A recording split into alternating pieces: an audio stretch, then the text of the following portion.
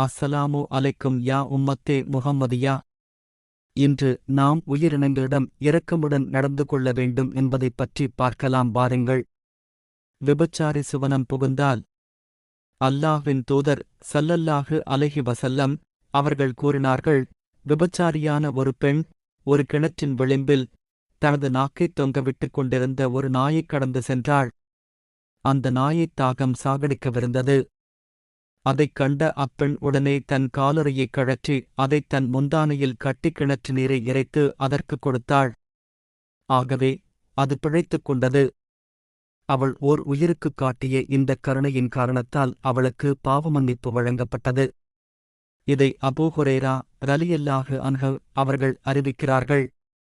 நூல் புகாரி. பூனையை துன்புறுத்தியதின் காரணம் நரகம் புகுந்தால் நபி ஸல்லல்லாஹு அலைஹி வஸல்லம் அவர்கள் கூறியதாவது, ஒரு பெண் பூனையொன்றைக் கட்டி வைத்தாள்.